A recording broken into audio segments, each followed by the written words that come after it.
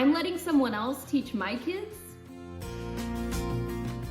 Hi, I'm Jenny with Kids Learning for Life, and I've been homeschooling for 6 years now, and I've hardly ever let anyone other than myself teach them. They do all sorts of extracurricular classes, obviously, that have teachers, and they also have a soccer coach. But as far as actual academic classes, the only time someone else is teaching, the only other time someone other than me taught them was my oldest daughter was briefly in a writing class with like a group of her friends. And even then the teacher was someone I knew really well and is a friend of mine. So it just wasn't that much of a stretch at the time. And honestly, I'm the kind of homeschooler that I'm even wary of doing any sort of video lessons because I'm not always aware of like what concepts are being taught and how they're being taught. I know to some of you I might sound a little uptight, but maybe to others, maybe you can relate a little. And this is all because my husband and I are very particular about how and what we teach our kids. I specifically handpick all of the curriculum we use. I'm very particular about it. And quite honestly, as a homeschool parent and like a homeschool YouTuber, I feel like it's important to feel like we are the best possible teachers for our kids. So why in the world are we joining a homeschool co-op this year? First off, let's define what a homeschool co-op is, just in case anyone here doesn't know.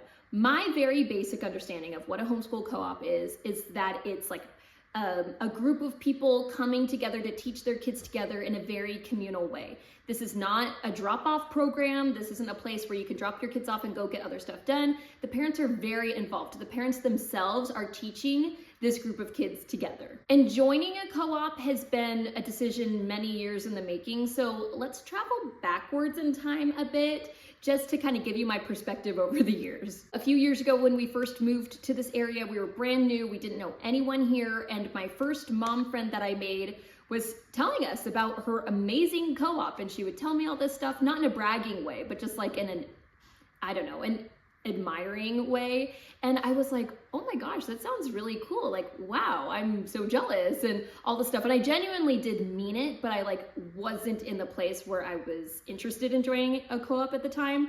The other thing to consider is that I really had zero time at that point in my life. I was still working full-time from home, so there was no way that I could like participate for a whole day out of the week to participate in a co-op and actually be present and fully doing what all the parents are supposed to be doing and contributing. And over the years, this mom friend and I, we've stayed close, and I've also met more moms along the way that were also part of this co-op. So I was always very intrigued. So finally this summer, I was talking to that original mom friend again, and I was like, okay, tell me again, tell me all the details about your co-op. I feel like I'm ready to hear this. And so she, because she's a very nice friend, she took the time to go through all of it. She told me how it worked. She told me the things she likes about it. She told me what each parent is supposed to do when they're participating. And, you know, she probably just thought, oh, you know, Jenny's gonna once again say, I can't do it this year. But she was a very nice friend and of course just went into all the detail because she loves it so much. But something about hearing all the information this time hit me differently. Maybe it's the place where my kids are at academically at this point. I'm feeling more and more as my kids get older that it's just not possible for one person, me, to teach them everything that they need to know. The charter school system is really making me feel like there's concepts that I need to teach sooner and quicker, and it's just I'm feeling run down by that, and I don't want to, but I also feel like it is possible for me to teach them more, but then it isn't because I'm busy, which I'll get into more later. So that's just kind of where I'm at. Not that my kids are behind, but just I feel like they could know more at their ages. And maybe the information hit me differently because of like my work schedule changing recently. Now, I don't want to say I'm less busy now, but I want to say I'm not like working full time from home anymore, but I have lots of other obligations all the time. The good news about them is that they're a little more flexible. So I am actually able to participate in a co-op now. And when before there was no way, I was busy that day, right?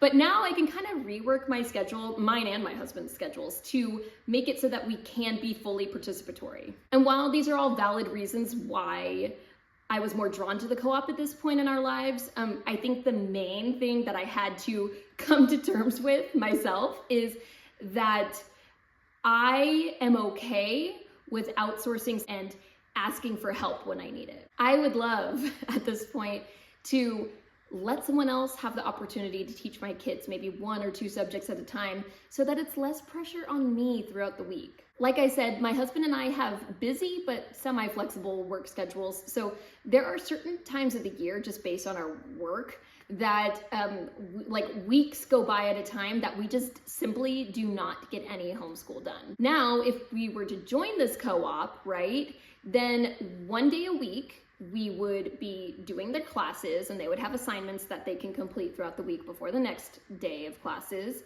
And I would be able to focus more on specific subjects that maybe aren't covered, but focus on specific things throughout the week when I am able to do lessons, or if it's just that 1 day a week that they're doing their classes and then they have their assignments that they're responsible for, you know, that might be enough for the whole week. It just, you know, it feels a lot more like it's gonna fit into our lives really well at this point, the way everything is going. And throughout that week, they're expected to think about their assignments and complete these assignments and work on projects and presentations that are assigned by someone else.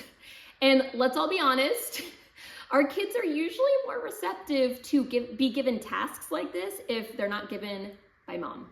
So yeah, we decided to jump right in and join the co-op. I think it's a really good decision for us. You know, I hope that we can do it in years to come.